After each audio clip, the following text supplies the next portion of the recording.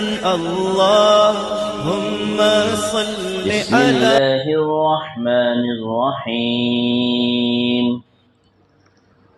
أم حسبتم أن تدخلوا الجنة ولما يعلم الله الذين جاهدوا منكم ويعلم الصابرين وَلَقَدْ كُنْتُمْ تَمَنَّوْنَ الْمَوْتَ مِنْ قَبْلِ أَنْ تَلْقَوْهُ فَقَدْ رَأَيْتُمُوهُ وَأَنْتُمْ تَنْظُرُونَ صدق اللہ العظیم۔ اے مسلمانوں، کیا تم لوگوں نے سمجھ لیا ہے کہ جنت میں یوں ہی چلے جاؤ گے؟ حالانکہ اب تک اللہ نے تم میں جہاد والوں کو ظاہر نہیں کیا ہے اور صبر والوں کو ظاہر نہیں کیا ہے۔ اور اس وقت کو یاد کرو کہ تم تو اس جنگ سے پہلے موت کی تمنائیں کیا کرتے تھے، تو اب تو تم نے اس کو اپنی آنکھوں سے دیکھ لیا ہے۔ آیت کریمہ سورہ آل عمران کی ہے، آیت نمبر 142 143، پارہ نمبر 4، رکو نمبر 5۔ جنگ احد اور غزوہ احد کی بات چیت چل رہی تھی۔ اللہ نے تسلی کے سلسلے کو مزید بڑھاتے ہوئے، ہمت اور حوصلے کی تعلیم و ترغیب و نصیحت کرتے ہوئے اللہ نے ارشاد فرمایا کہ تم وہی تو ہو کہ غزوہ بدر میں جو 1 سال پہلے جو لوگ اس میں شریک نہیں ہو سکے تھے مسلمان، تو تم لوگوں نے تمنا کی تھی کہ کاش ہمیں بھی کوئی ایسا موقع آتا کہ اللہ کے کلمے کو بلند کرنے کی خاطر ہماری بھی جان اور ہمارا بھی مال لگتا۔ اب آنکھوں سے تم نے دیکھ لیا ہے غزوہ احد، تم اس میں شریک ہوئے، شکست ہو گئی، تو اپنا دل مت توڑو، ہمت رکھو اور یاد رکھو جنت میں جانے کے لیے اس طرح کی آزمائشیں ہونا ضروری ہے۔ دنیا جائے عیش و عشرت و مستی نہیں، دنیا جائے عیش و عشرت و مستی نہیں، دیکھ جنت اس قدر سستی نہیں۔ تو ہم لوگوں کو اللہ نے سمجھایا ہے کہ تم لوگوں نے سمجھ لیا ہے کہ جنت میں یوں ہی چلے جاؤ گے، جب تک تم سخت سے سخت محنت نہ کرو، صبر نہ کرو، آزمائش اور ٹیسٹ کو پاس نہ کرو، جب تک جنت میں داخلہ نہیں۔ یہ جو دنیا میں ہم اور آپ رہ رہے ہیں، جتنے بھی لوگ دنیا میں ہیں، تو یہ ٹیسٹ کے مرحلے سے گزر رہے ہیں، امتحان کے مرحلے سے۔ اس لیے آپ نے سنا ہوگا کہ لوگ کہتے ہیں کہ دنیا دارالامتحان ہے، یعنی امتحان حال۔ بچے امتحان لکھتے ہیں تو اس امتحان میں ہر طرح کی مستی، ہر طرح کا کھیل کود، یہ موبائل وغیرہ سب منع ہوتا ہے۔ جو سب سے ضروری چیز ہے، مثلا قلم اور جو لکھنے کی چیز ہے وہی لے جانے دیتے، بس بالکل ضروری چیز۔ اور کھانے پینے کی چیز میں پانی کا بوتل لے کے جا سکتے، اس طرح کی چیز مثلا۔ تو بس یہی سمجھیے ہم امتحان لکھنے کے مرحلے سے گزر رہے ہیں، ہمیشہ کے لیے یا نہیں ہے۔ یہاں کے امتحان میں پاس ہوں گے تو جنت کی شکل میں اللہ تبارک و تعالی ہمیں رزلٹ دے گا۔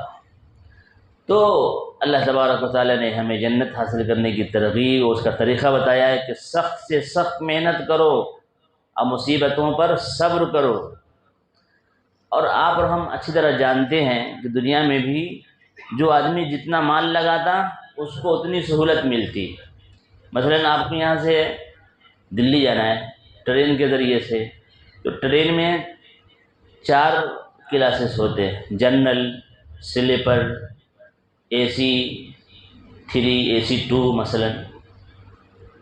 آپ نے کم پیسہ لگایا، چالو سے جائیے دھکے کھاتے ہوئے جنرل میں، تھوڑا اور زیادہ پیسہ لگایا تو سو کے جائیے ریزرویشن بوگی میں، تھوڑا اور پیسہ لگایا تو AC میں جائیے 3 ٹائر میں، اور پیسہ لگایا تو AC 1 میں جائیے، AC 2 میں جائیے مثلا۔ تو اسی طرح سے ہم جتنا مال اللہ کے راستے میں لگائیں گے جنت اسی کے حساب سے ملے گی، اللہ کے انصاف ہے۔ ایسا نہیں ہے کہ آپ نے اے سی 3 ٹائر اے سی فرسٹ کلاس کا پیسہ دیا اور آپ کو پھینک دیا جنرل کلاس میں، نہیں۔ اسی طرح سے آپ جتنی محنت کریں گے یہاں اتنا ہی بڑا آپ کو مقام ملے گا۔ ہم آنکھوں سے دیکھتے ہیں، مثلا انڈیا میں ہمارے سب سے بڑا مسابقتی امتحان IAS کا ہوتا ہے، جس میں تقریباً 10-12 لاکھ بچے امتحان لکھتے ہیں، اور اس میں سیٹ اور کوالیفائڈ کتنے ہوتے ہیں؟ 10-12 سو۔ 10-12 لاکھ میں سے کم و بیش 10-12 سو ہی ہوتے ہیں۔ اگر یہ 3-4 مرحلے سے امتحان گزرنا ہوتا ہے، پاس ہو گئے ہر مرحلے میں، تو ان کو بڑی بڑی سیٹ ملتی ہے۔ مثلا وہ کلکٹر بنتا ہے، وہ تحصیلدار بنتا ہے، وہ CM کے ہاتھ کے نیچے، PM کے ہاتھ کے نیچے اس کے مشیر کار بنتے ہیں۔ یہ جو حکومتیں چلاتے ہیں، یہ وزیر لوگ تو ایسے رہتے ہیں، اصل اس کو مشورہ دینے والے یہی لوگ ہوتے ہیں۔ IAS کے صاحب الیکشن آ رہا، پیٹرول کا دام کم کرو، اور پھر جیسے الیکشن جیت گئے دوا کے ریٹ بڑھا دو صاحب، اب کچھ بھی ہونے والا نہیں ہے۔ تو یہ منسٹرز اور دوسرے لوگ پڑھے لکھے زیادہ نہیں ہوتے ہیں، ان کو یہی لوگ مشورہ دیتے ہیں جو IAS پاس کر کے جاتے ہیں وہاں تک۔ بہرحال تو بہت سخت امتحان ہوتا ہے IAS کا، کئی مرحلوں سے گزر کر جب آدمی پاس ہوتا ہے اس کو اتنا ہی بڑا مقام ملتا ہے، اتنی ہی بڑی ڈگری ملتی ہے، اور اتنا ہی اعزاز ملتا ہے۔ امتحان بہت سخت۔ ایسے جو بچے MBBS پاس ہوتے ہیں، بہت سخت امتحان ہوتا ہے۔ ایسا نہیں ہے کہ 10th کا امتحان لکھ لیا MBBS کی سیٹ مل گئی، ایسا نہیں ہے۔ راتوں کو جاگنا پڑتا ہے، محنتیں کرنی پڑتی ہے۔ تو ہم یہ دنیا میں دیکھتے ہیں کہ ہم جتنی محنت کریں گے ویسا رزلٹ اللہ ہمیں دیتا ہے، مقام دیتا ہے۔ یہی حال جنت کا ہے۔ تو اللہ نے فرمایا کہ جنت کو تم نے یوں ہی سمجھ رکھا ہے، محنت کرو محنت، الذین جاہدوا، سخت محنت کرو۔ اللہ کے نبی صلی اللہ علیہ وسلم ایک مرتبہ ایک غزوے سے اور جہاد سے واپس ہو کے فرمایا کہ لوگو ہم بڑے جہاد سے لوٹے ہیں چھوٹے جہاد کی طرف، یعنی نفس سے جہاد کرنا، نفس سے لڑنا، یہ ہے اصل جہاد۔ بہرحال اللہ نے فرمایا جنت بہت بڑی ہے، بہت قیمتی چیز ہے، اور قیمتی چیز کو حاصل کرنے کے لیے تمہیں امتحان لکھنا پڑے گا، پاس ہونا پڑے گا۔ یہ جو آپ اور ہم دنیا میں ہیں یہ امتحان حال ہے۔ ہم جتنا اچھا امتحان لیں گے اتنی اچھی جنت ہمیں ملے گی۔ اس لیے اب آپ کے اوپر، ہمارے اوپر ہے کہ ہم کتنی محنت کرتے ہیں، کتنا وقت لگاتے ہیں، کتنا مال لگاتے ہیں۔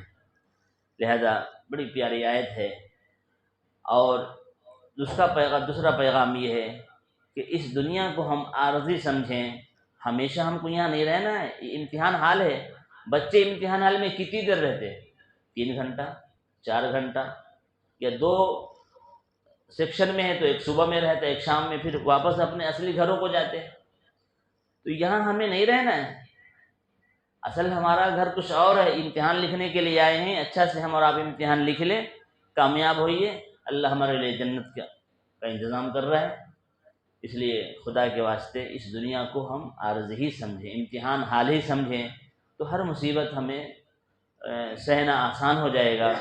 دعا ہے کہ اللہ تبارک تعالی ہم سب لوگوں کو اس مختصر سی دنیا میں رہتے ہوئے اللہ نے جس مقصد کے لیے بھیجا ہے اس میں کامیابی حاصل کرنے کی توفیق عطا فرمائے۔ اللہ تبارک و تعالی ساری انسانیت کے ساتھ خیر کا معاملہ فرمائے۔